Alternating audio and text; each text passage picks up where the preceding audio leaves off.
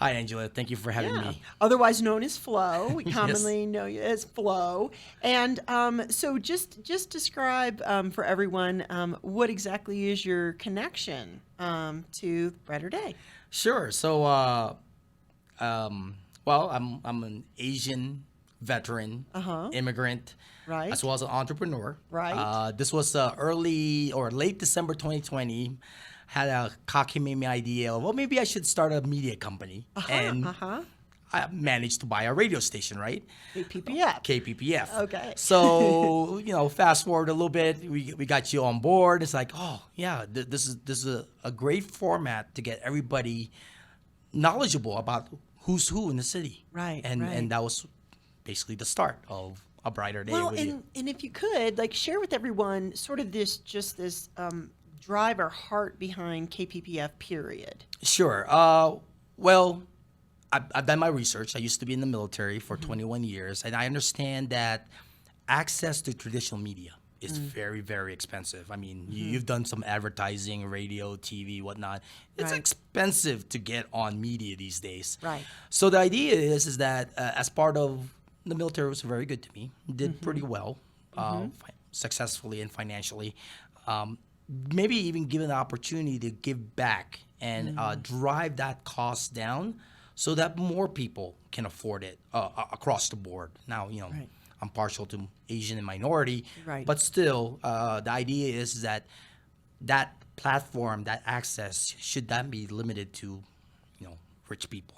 Right, right, absolutely. And part of the focus is you're very it's community based. Yes. Like it's meant to the radio programs, as not necessarily all the music, but the radio programs, the things that listeners will be able to enjoy on KPPF are community oriented. True. And really, at this point, we've actually switched completely. We're no longer doing music. We did a hybrid format for a while, and that didn't really quite pan out. So we're now a conservative news talk and everything else associated with that, mixed in with providing access to local people.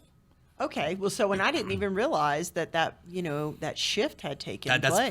pretty recent. I That's mean, like pretty recent, literally November, December timeframe is Got when we you. started moving into that, and then of course with the idea of getting more listenerships, and in turn, that listenership. Oh, I came here for this show. But now I'm going to stick around and listen to A Brighter Day because I love this format. I love who's the people.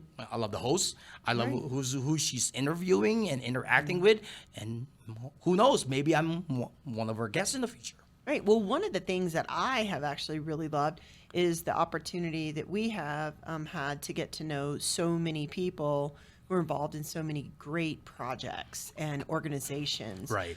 in Colorado Springs. And I understand, besides this and a bunch of your other businesses, that you've recently gotten involved with, is it an Asian Heritage Center? Yes, so Okay. there's a local foundation here called the Golden Lows Foundation. The founder is Cynthia Aki. Okay. She's been doing this for over 10 years. I came on board around March of last year, 2020, during, we're still recovering from the pandemic. Right. And pretty much I'm not one of the main drivers, but I helped her a lot in to actually secure 8.4 acres in the Cheyenne Broadmoor area to now house the future Asian Heritage Center. And so what is that comprised of? So, immigrant from the Philippines. One of my major concern is that my son is first generation American, and it's like, ooh, that's pretty special if you look at first generation American. Right. So like a Plymouth Mayflower Right. days and whatnot. But I'm concerned that as he gets older, as he has kids, grandkids and whatnot, they're gonna lose that part of who they are. That appreciation of, hey, you're half Filipino. Right. Your parents were born both from there. And Right. while he's actually visited the Philippines multiple times, so he's Right. there.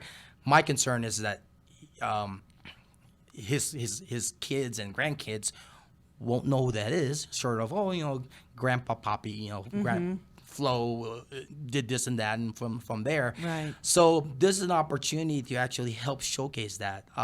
In addition to that, we've had a good deal number of Asian hate, and I don't really want to go into that. Sure. But there is that portion, and a large part of that is ignorance, frankly.